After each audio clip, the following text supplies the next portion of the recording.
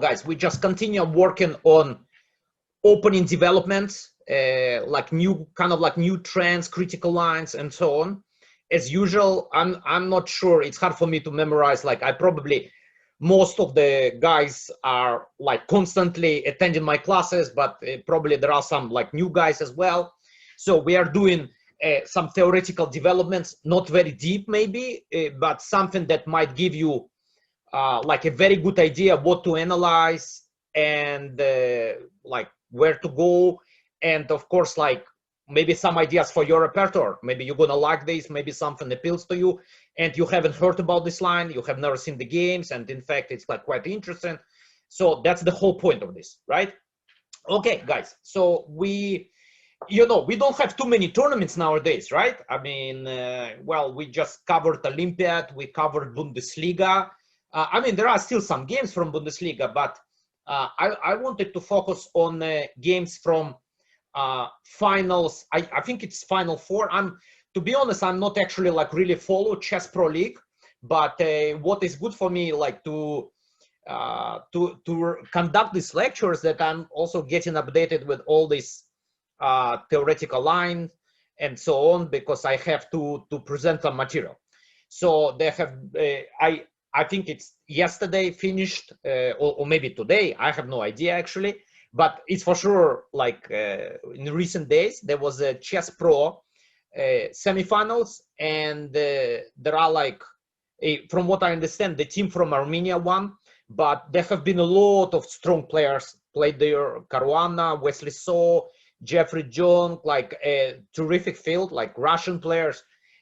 So as usually happens, like there are new ideas, so that I found actually a lot of interesting stuff. Let's start with something interesting.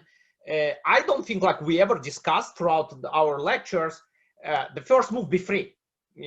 Like why not to cover this? I have like pretty good opinion about this move. It's not like something suspicious. I think like it's reasonable move. There are books. I know there is some like course by Wesley So. I don't know where it's exactly published, but I saw advertisement on chessbase.com. So, and you can see a bunch of high level players playing this move once, twice. It cannot be like as a consistent repertoire, but as a surprise weapon, why not, right? So, and I see from my students that when they face b3, they have no idea what to do. Like they just don't take it seriously, right? We are working, usually we're analyzing main moves.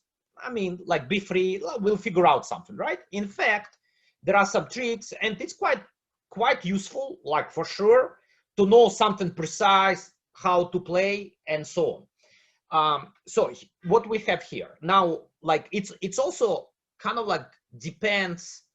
Well, actually, like maybe with some other moves like g3, it depends what you exactly play after d4. But here you can play independent lines, right? You can play some independent lines. For instance, there is an issue if somebody, let's say, King's Indian player. I'm not sure he can play King's Indian because I'm actually not a big fan, let's say, of this position. That's kind of like one of the ideas, right? So there is this pawn structure, and then white develops knight c3, g3, and so on. And I'm not too excited about this position for black. It's probably not that bad, but like why to allow this, right? So I guess it's like one of the ideas. To be honest, like that's probably the first move that I score the highest percentage against this move, right? Like against any of the first moves. Like I think I had like 2 games. I'm not taking into consideration like blitz games, rapid chess. So, but I think so far, from what I remember, it's 100% I scored. And there is a very memorable game for me where I beat a grandmaster in 20 moves. So that's like not happening quite often. So if you are open, if you're ready to study independent line, so I think it's a good line to go. So what is happening here? But there is some surprise. So just in my opinion, like it's always good idea against, sidelines to play straightforward, like aggressive chess in order maybe to take advantage, right? I mean, to take over with black. Why not? Of course, it's required study. Of course, it's required study. So here we have like those two moves are the most natural moves for black that you can only imagine, right? So we put the pawn on e5, we restrict the bishop, knight c6 protecting. Now, of course, there are like different moves here. Like, you can find the games that people just, you know, transpose into like English, c4, but b3, bishop b2, that's not the most challenging, obviously, right?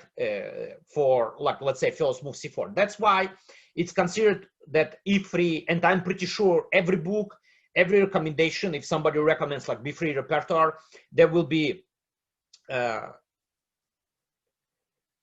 yeah. So like, did I mention already about this? Like, yeah, I mean, Frank is mentioning that while preparing my game. Okay, he prepared his game. So I was like confused. Did we cover already b3? Not really. Like, I don't remember.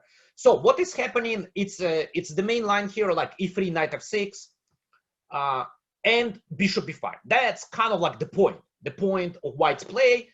It goes without saying that you can face, like, I remember playing against some grandmaster from Czech Republic. He just went, you know, like for the setup, like g3, bishop g2, knight e2, d3, knight d2. Like, was like incredible, right?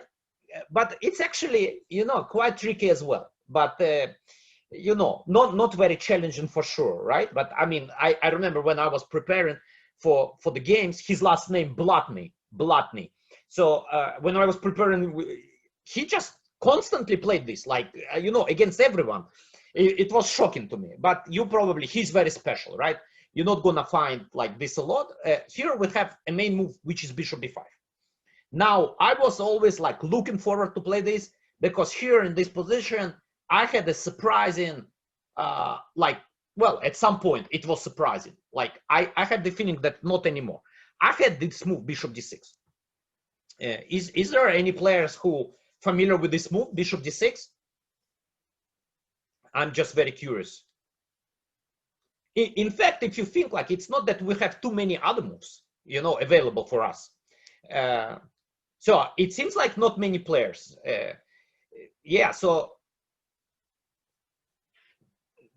well, is there any problems like with my connection, guys? Like, you struggle to hear me or something? Like, somebody mentioned that my, okay. Okay, Frank. So bishop d6, what's the point? I mean, like, you know, if we play d6, I'm not even sure what white exactly responds, but you know, it's a little bit passive, and I can actually check really quick what will be. Yeah, knight e2 or d4. I guess knight e2 followed by d4, and you know, we're a little bit passive. This bishop on f8 is not amazing. So my idea by playing bishop d6, I want quick development. So somebody asked me, do I go for h2 square? Maybe, if there is a chance. So my idea, it depends how white arrange pieces, but my idea to play castle rook 8.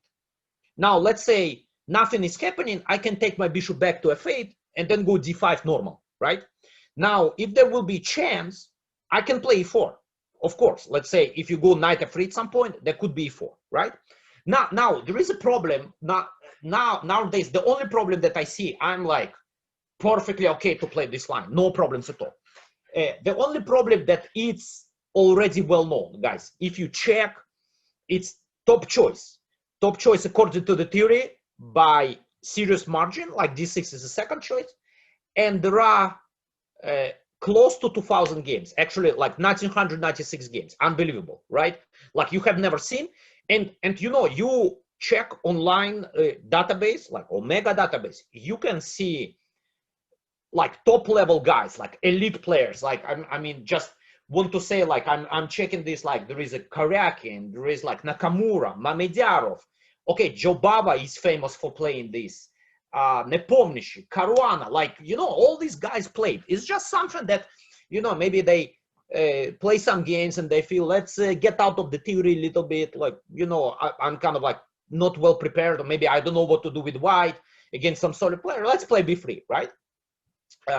Yeah, so if we're talking about my game that I remember like pretty well, and that's like the main line here nowadays as well, even though like there are other moves, maybe like knight e2 here. Anand played, yeah, and well, Anand actually, I don't know, like if Anand played, he's probably too solid, right? I mean, to play this, I actually no, I don't see Vichy playing this. Like it's probably too much for him. But so the line was also remarkable. It was, you know, if you don't know the theory, Karyakin played, yes. If you don't know the theory, like you would feel like there are two beginners playing this. Knight a3, knight a3, idea knight c4. It's very annoying. Like there is move a6, but then like he comes to c4, we have to give up this bishop on d6.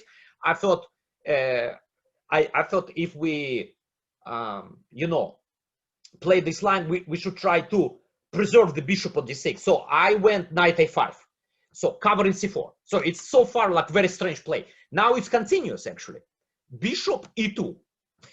Yeah, it's like unbelievable. But that's like theoretically that's top line by far.